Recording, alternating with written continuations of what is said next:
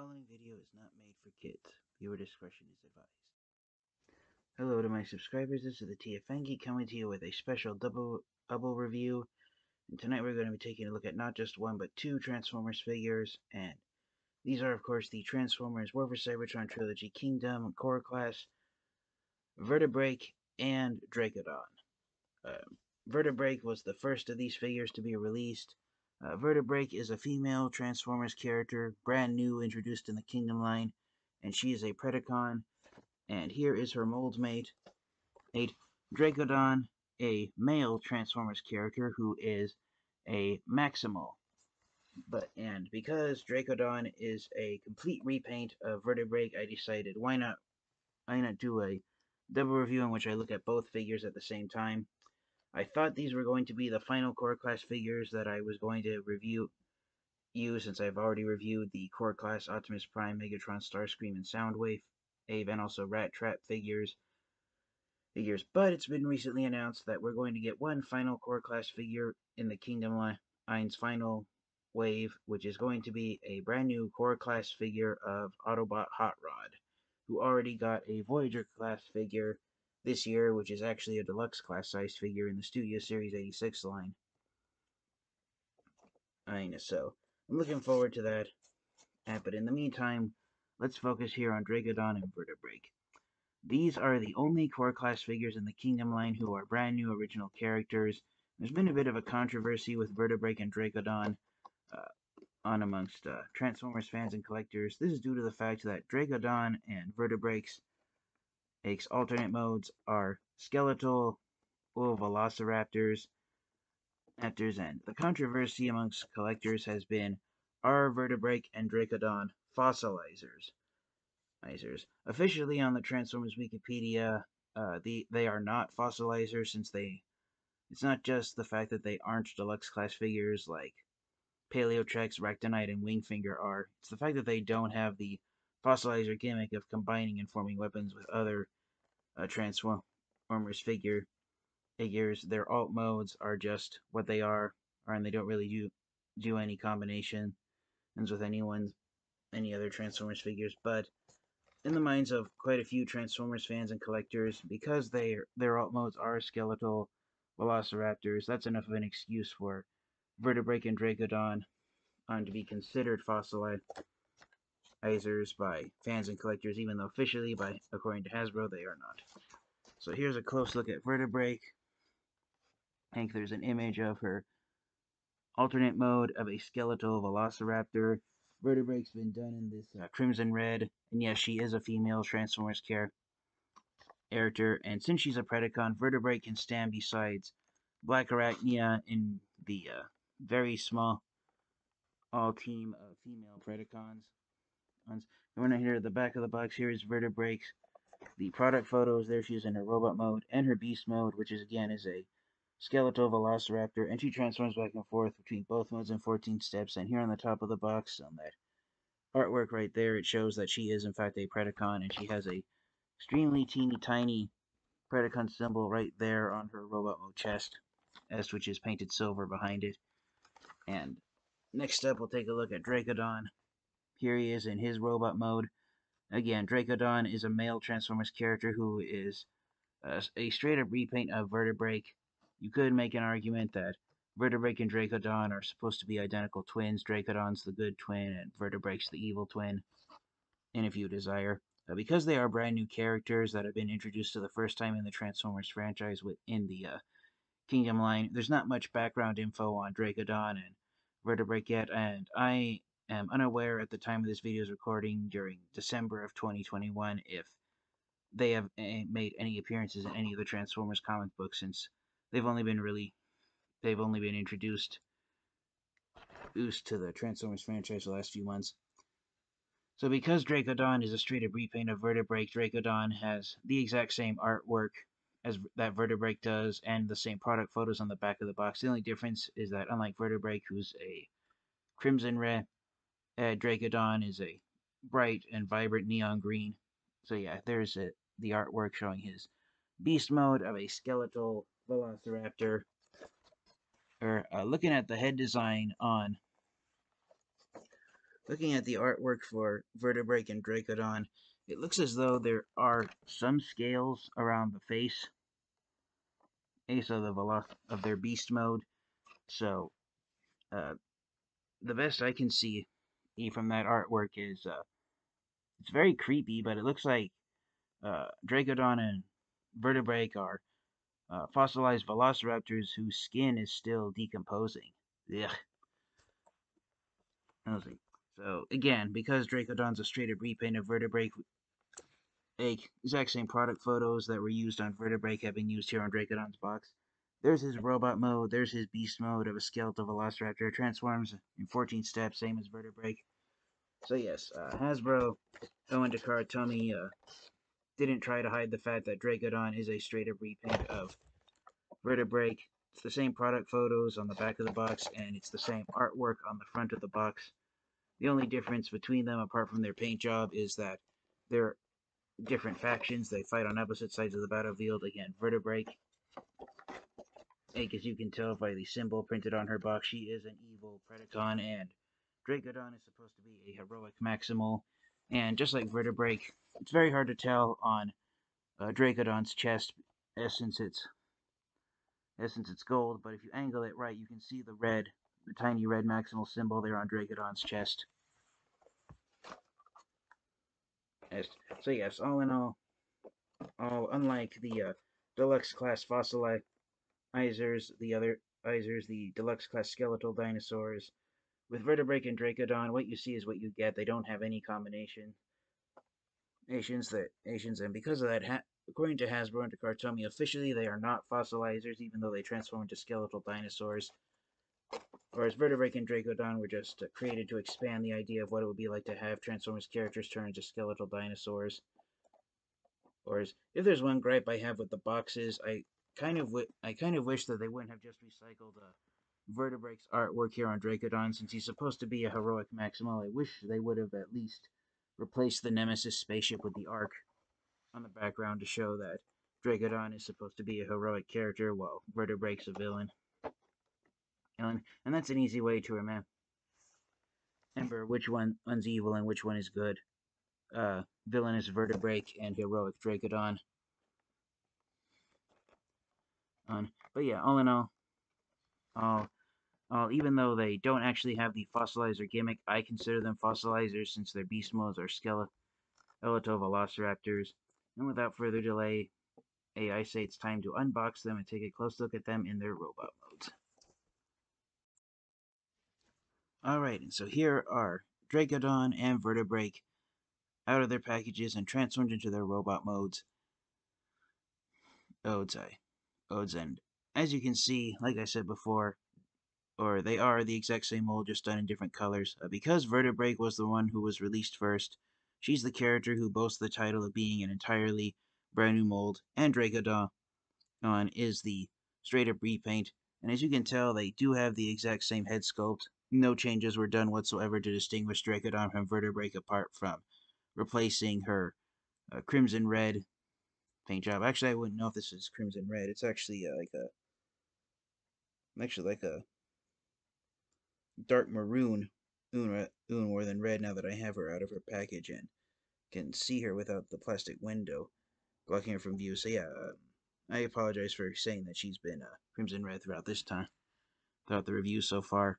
But yeah, Vertebrake's actually a very dark, like, I don't know what to describe this shade of color now that I'm looking at it. It looked like rusty red inside her plastic box, and that's what my camera is making some of the parts of her, like her head and her lower arms, which are ain't look to be. But she's actually a very reddish purple, almost like a midnight magenta, if such a color exists.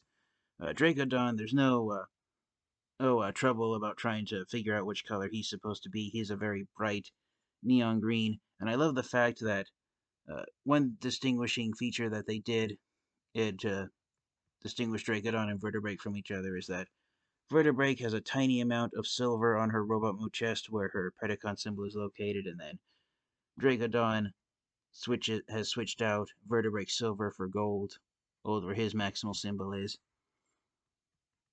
But yeah, all in all, they are pretty neat looking transformers, and the mold old for being a robot that turns into a skeletal velociraptor. It does the job of looking like a bunch of fossils that have been turned into a transformer very successfully, in my opinion. So since Vertebreak was released first, we'll use her to cover the articulation. So the head is on a ball joint, so it can look up and down slightly. It can rotate left and right. They're in 60 degrees. You got ball jointed shoulders, ball jointed elbows, no bicep swivel, no wrist swivel due to the figure's small size, no waist swivel due to how it transforms. You got ball jointed hips. You got hinged knees, which since she's fresh out of the box, the joints are a little stiff. They might hopefully loosen up over time. And you got ball joints in the ankles as well.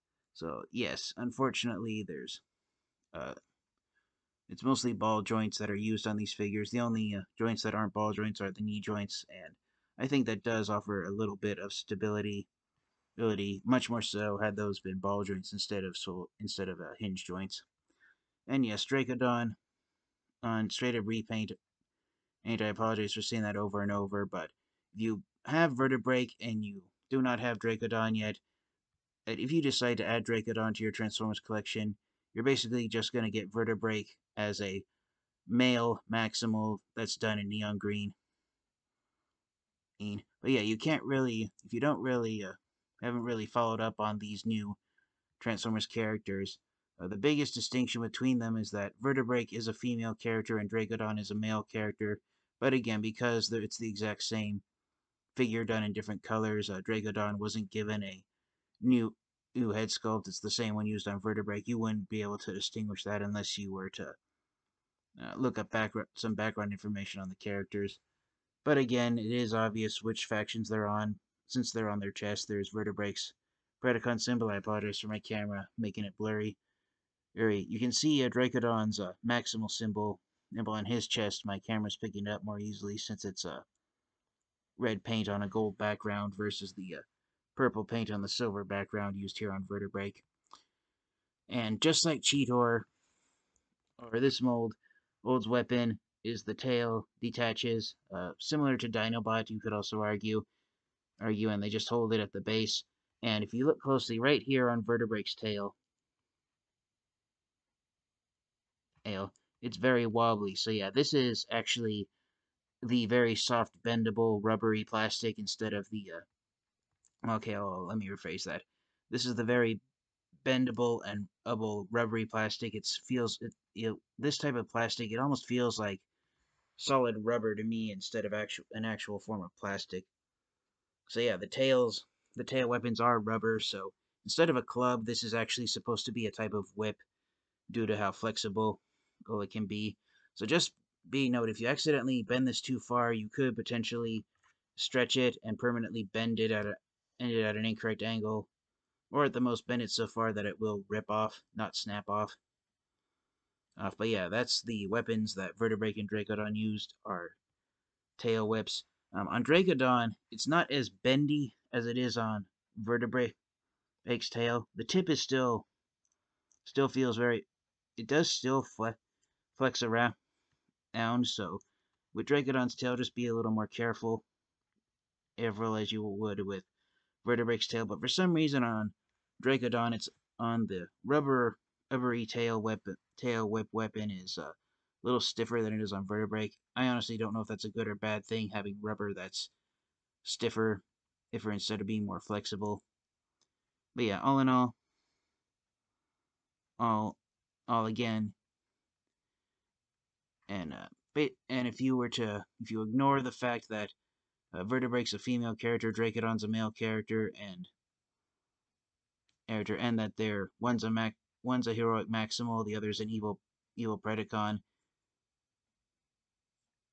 They are again and straight up repaint, so you're basically getting two copies of the exact same figure.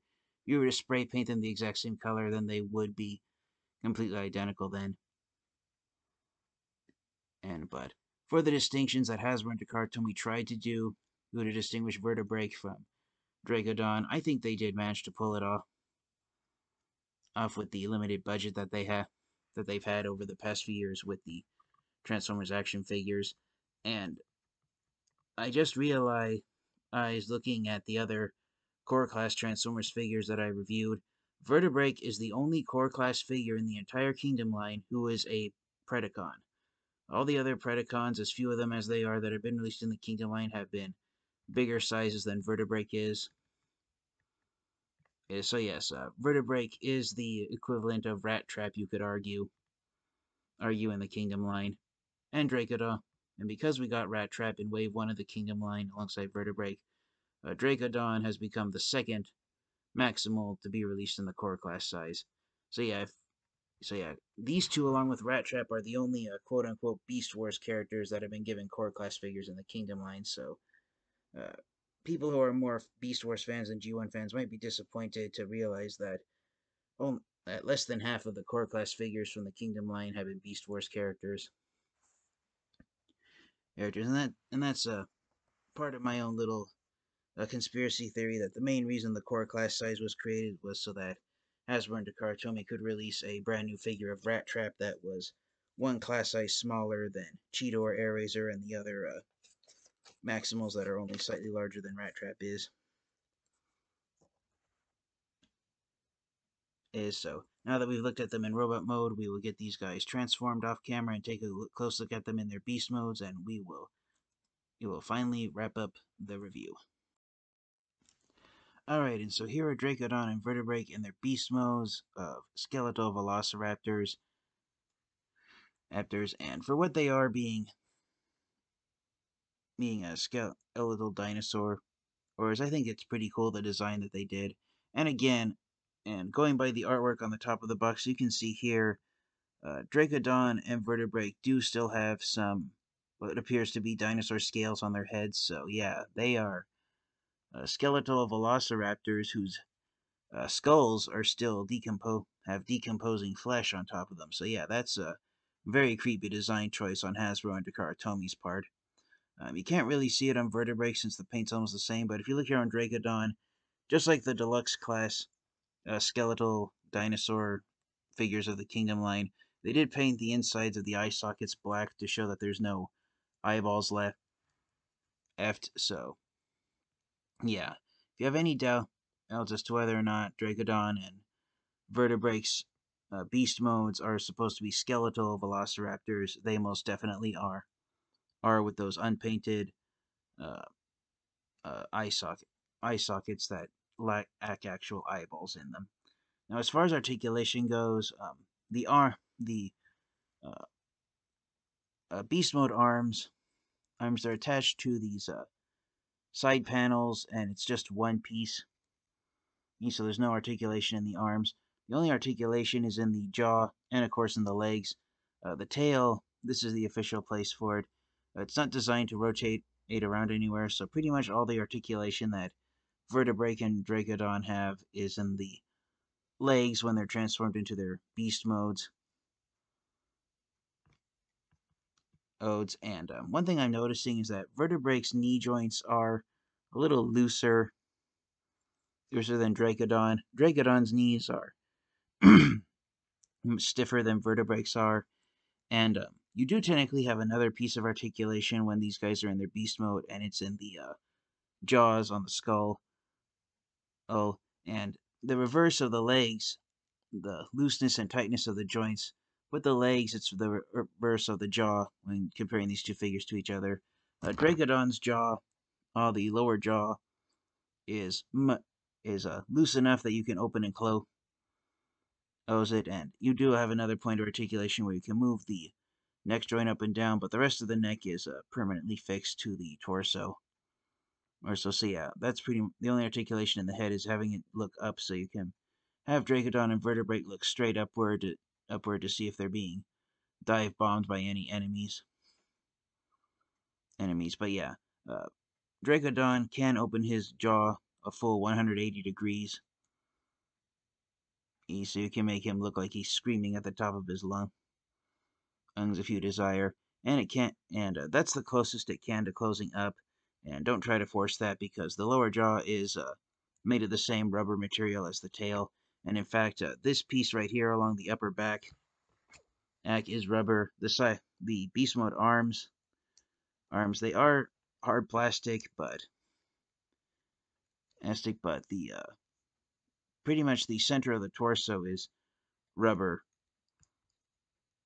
plastic, and with Vertebreak, like unfortunately on Vertebreak, the lower jaw, I don't know if it's because it's painted on, but out of the box, the lower jaw is very stiff, and so unlike with Dracodon, who you can open and close the jaw very easily, with Vertebreak, you do have to apply a little bit of force. So if you want to get Vertebreak into a roaring position right here, or you do have to be very careful when you open the jaw up. With Dracodon, you don't have that problem at all. So yeah, here they are having a roaring contest with each other. So all in all, I do fairly enjoy both Vertebreak and Dracodon. I love the fact that Vertebreak is a female character who's a Predacon, and that Dracodon's a male character who is a Maximal. So yeah, you can have these guys hating each other for looking like the other one, and if you are so inclined to give them a background story. Again, both of these guys are brand new Transformers characters, so there hasn't been much story with them yet. And who knows if Hasbro and Takara will be interested in using these characters in a future Transformers series or films. But I wouldn't all be too surprised if Dracodon or on Invertebrate, if both of them pop up at some point in the near future. And as far as the controversy of these guys officially not actually being fossilizers, for me personally, I consider these guys to be fossilizers since they transform into skeletal dinosaurs, even though they don't actually have the fossilizer gimmick of forming weapons when combined with larger Transformers figures. So do I recommend getting both Vertebrate and Dracodon and adding them to your Transformers collection? Absolutely. You cannot go wrong having skeletal dinosaurs. I've loved that about all of the fossilizers that have been released in the Kingdom line. Ein, and the two core class figures of Vertebrate and Dracodon, even though Hasbro and Takara officially don't consider them fossilizers, the fact that their beast modes are skeletal velociraptors that actually have flesh still decomposing on the top of their skulls, that for me is enough for them to qualify to be regarded as fossilizers. So yes, I do highly recommend, and you get both of them, and all in all, yes, I do believe that if you decide to pass on Vertebrate and Dracodon, you're missing out on having some pretty cool looking Transformers action figures. And despite their small size, since they have a retail price tag of only $10 each, they will be much easier to obtain than other Transformers figures out there. So yes, thank you guys all for watching. This has been my double review of the Transformers War for Cybertron Trilogy Kingdom Core Class Vertebrate and Dracodon. I highly recommend you get both figures. Thank you to all my subscribers for your continued support. And until next time, you guys, this has been the TFN Geek. Stay safe, stay healthy, and until next time, transform and roll out. Goodbye, everyone.